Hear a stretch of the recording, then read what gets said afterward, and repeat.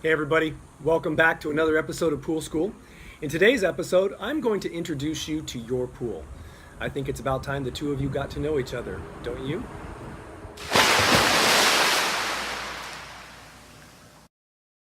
So, how does a pool work? It's actually quite simple.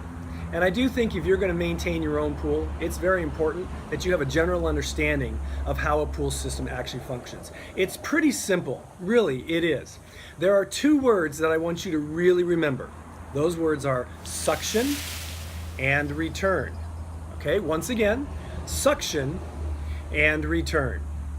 So I am going to use my above ground pool to illustrate this for you. You probably have an in-ground pool, but an above ground pool is a little easier to see how things work and how the system functions because you can see the pipes and everything that I'm going to describe for you. But again, basically your pool works on the same principles. Remember, those two principles, what were they? Suction and return. Okay, so here's how it works. Your pool is filled with water. Yes, I know that sounds real simple, but it's true. That water gets dirty. That water also needs to be cleaned and the chemicals need to be processed. So what happens is your pool has a pump. There it is, that little thing down there. And there's a motor on it.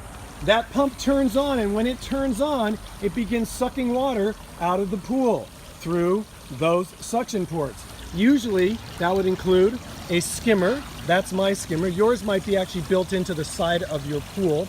Look for a hole around the tile line, about 12 inches wide, and that's probably your skimmer. And there's a basket in there that you're going to want to empty from time to time, usually again on a weekly basis. And then also in that side of the pool right there, you can't really see it too well. There it is, that little gray thing right there. Okay, that is a side port that also is sucking water, and there's the pipe for it right there. And then what happens again, you might have a vacuum that has a dedicated line in your pool, and there'll be suction on that. But basically, again, water is being sucked out of the pool. Now I have little adjustments right here. There's a valve there and a valve there that I can close off if I want to increase suction on one or the other. Yours, if you have a vacuum, probably has a similar adjustment down here. But anyway, the water is going to be sucked out of the pool through those pipes, and then it is sucked into the pump. And it actually passes through this little thing right here. That's a pump basket. That will catch any large debris like leaves or jewelry or things like that that get sucked up. And that's a great place to actually check in case you've lost something. You might find it in there. It's then pushed up through this pipe, which we call the high side of the pump, and into the filter. The filter, the water then runs through the filter, which catches all the smaller particles like dust and pollen and vegetation and spores and phosphates, etc. That water is cleaned, then it exits the filter back through the return pipes, and it returns, there's the return side, into your pool, usually and primarily through things like these side ports right here. Okay, you can see it right there on the side of the pool, or a water fountain, which I actually made, or some kind of water feature like a waterfall or even an aerator. That's basically how your pool works. Again, the big two words, suction and return.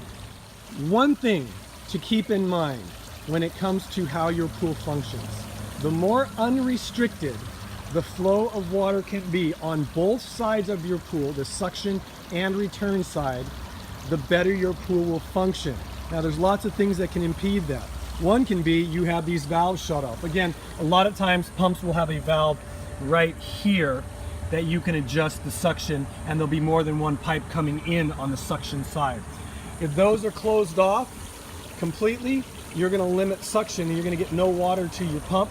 That could basically ruin your pump. It'll overheat it because water helps cool it, and it'll eventually destroy that pump and the motor.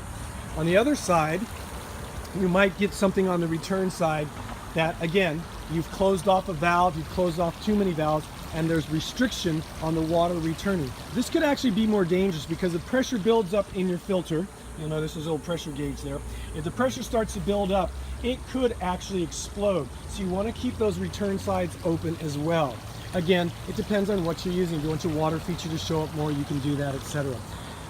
One other thing, sometimes that pump basket can get so full, depending on where you live and depending on the amount of debris that's in there, that can actually stop the flow of water as well. So again, if you can keep the flow of water on both sides as unrestricted as possible, it will help you to keep your pool looking great. So that's basically how a pool works. Hope that makes sense. If you have any questions, feel free to add a comment underneath this video, or you can email me directly. My email address, which will show up on the bottom of this screen, is kennypoolschool@gmail.com. Again, kennypoolschool@gmail.com. Please like and share this video. If you haven't done so already, subscribe to this channel so you don't miss any more episodes of Pool School. And until next time, please stay cool, be safe, and always watch your kids around water. We'll see you next time.